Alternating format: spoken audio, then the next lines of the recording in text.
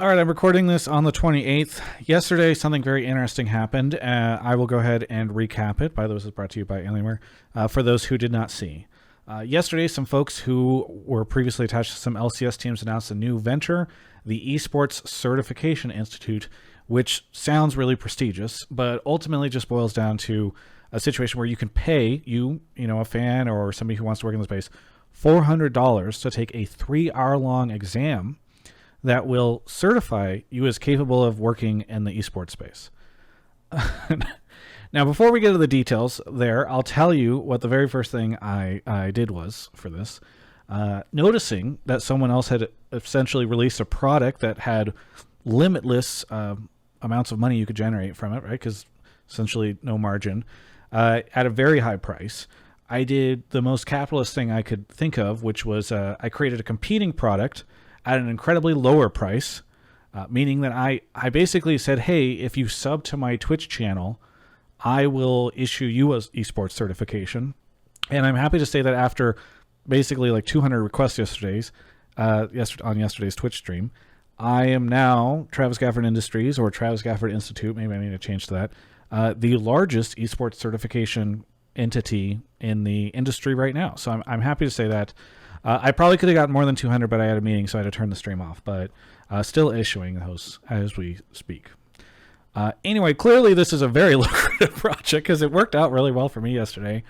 And I think ultimately, at the end of the day, I was thinking, hey, I'm going to mock it.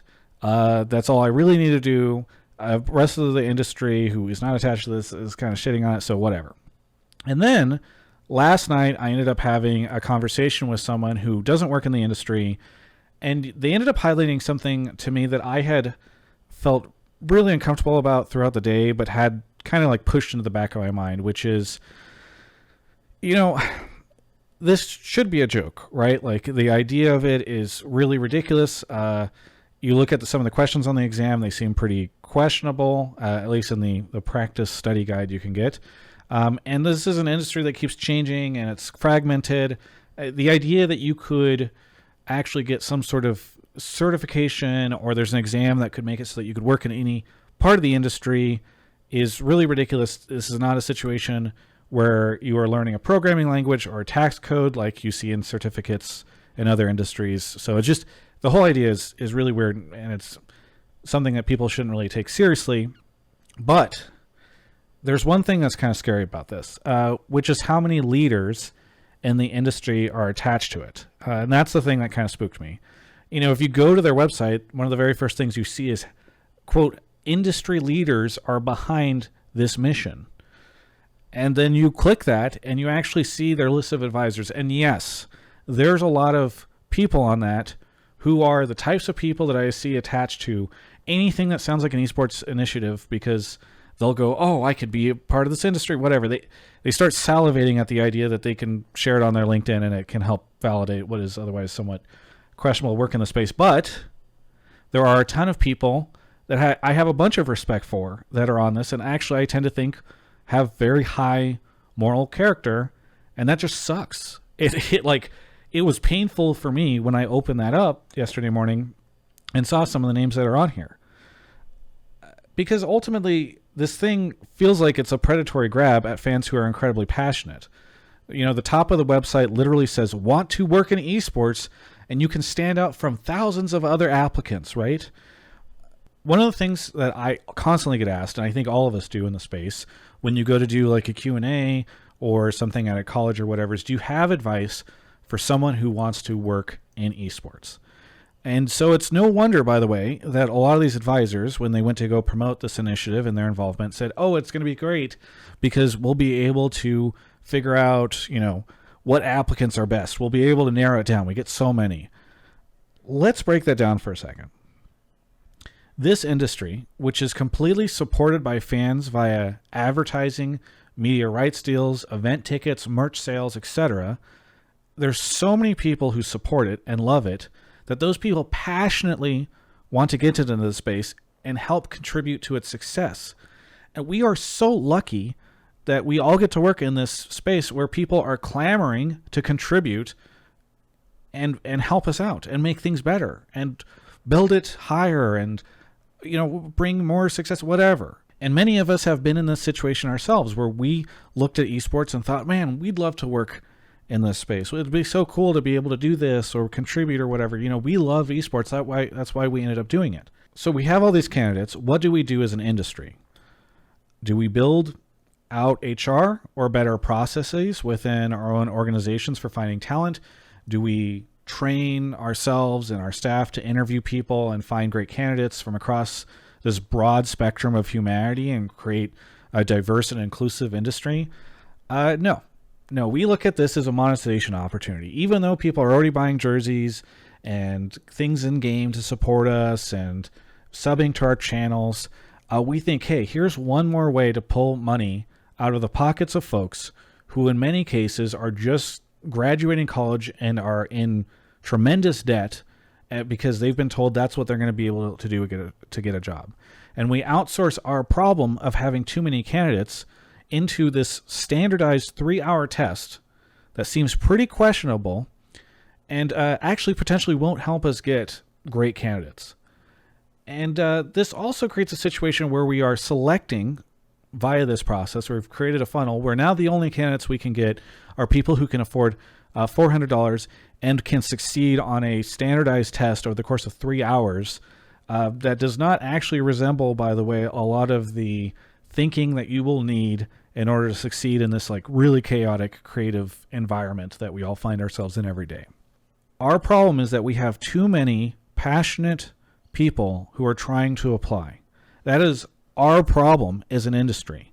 We should not make that somebody else's problem, the people who are trying to get these jobs, by saying, now you have to come up with $400 and take this test and hopefully succeed in it.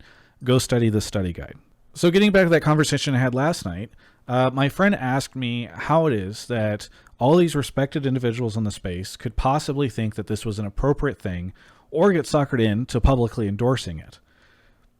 I explained that our industry is very young. It didn't exist. Some people would say 5 years ago, 10 years ago, 15. You can decide, but it's very young. And, a lot of the people that are here, we're all kind of immature. We all need to learn how to be better about this stuff. We make novice mistakes because we're, again, mostly young folks who have been thrust into positions that we wouldn't find ourselves in any other similar industry at this point in our life, because this place is so young and there's a lot of opportunity to find yourself in a great spot at a pretty early point in your career.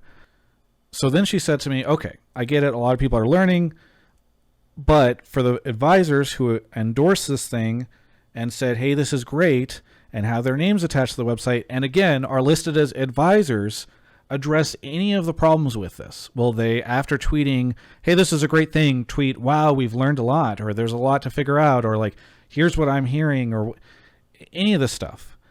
Because it's been pretty universally rejected as a shit idea. And so will these folks say, hey, okay, we're learning? Well, and I actually didn't have anything to say to that, because you go look at their Twitters, and no one has said anything. People just mostly left their shit up. I think somebody deleted it. Maybe I've missed something. Hey, there's a large list, but by and large, people have just kind of ignored this, and they're like, haha, I'm just going to walk the other way and ignore this mess and this thing that I just endorsed and that I'm attached to. So when I say, hey, look, we're all learning and we're going to try to do better, are we? Are we saying that at all? Are we thinking and reflecting on this? Are we going to come up with a better solution? So look, if you're an advisor on this thing and you're watching this video, which I'm guessing you aren't because you just want to head in the sand and ignore it, I kind of have these 3 scenarios for you.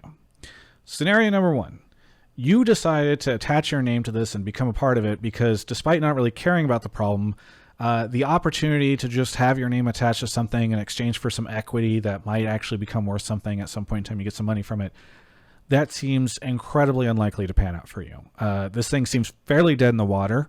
It's been pretty rejected. Seemingly the only monetization strategy that they have is seen as pretty disgusting. So you don't really have any financial upside to staying attached to this.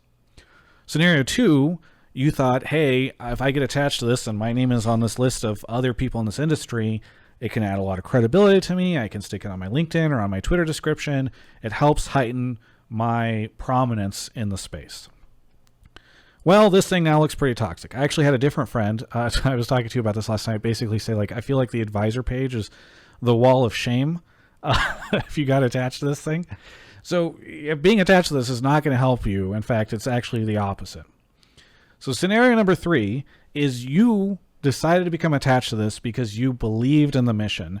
And perhaps, obviously the situation is not great now for you and like the execution looks awful, but the idea of like, hey, we want to create like a good pipeline where we can get more people and we can have like a clear path for people to get into the space and we can find more qualified candidates who can replace all of us idiots who lucked out and got into this situation.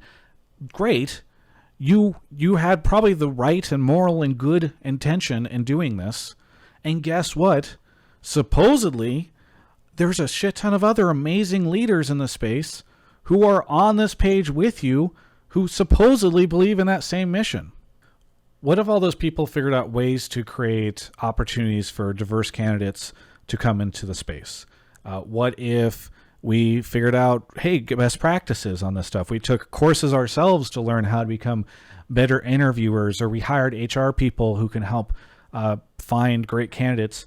What if we figured out a way to pass qualified candidates that might not be the best fit for our organization or for a role that we have between each other so that we could all level up the industry together? Wouldn't that be kind of nice? Because it seems like there's a lot of people who want to do that. So if you actually want to do something like that, and this thing is definitely not going to be it, again, it's pretty much dead. Why don't you all work together? You've got presumably names and emails of each other. Create something actually helpful. Otherwise, I'm just going to assume that you were in it for the equity or the credibility, and that's kind of disappointing, especially given how predatory this thing is. So if you are watching this video, maybe you're not an advisor and you want to work in the space, I have some advice for you from a person named Day9, who I really respect. And it's advice that I first read from him, I think on his website, about 6 months after I had entered the space and started doing something. And it's advice I've passed on constantly, which is, if you want to do something in the space, if you want to participate, if you want to get a career, go do something. Take the $400 and the time that you would spend on this and invest in creating content, or invest in working with a local regional team, or creating a small tournament, or I don't know, any number of different things. There's actually, like, because this industry is born out of grassroots initiatives, there's actually still a ton of those. And there's a lot of opportunity for people to get involved, especially college students, where there's clubs and different things. And I get it's not easy for everybody, and there's not always opportunities that are there, but this is the type of advice that I really appreciate that he gave out. And it's advice that I've given out for a very long time. And I think it's a lot better than give us $400 and take this test. Hopefully you pass. I'm just going to leave it at that. But if you are interested in still getting a certification, I will say there's a Google Drive link. Anybody who sends me a sub during this week, I will generate a certification for you. They're beautiful. It's a Microsoft Word template. Because if we're all just here to make some cash, then I'm going to get my piece as well.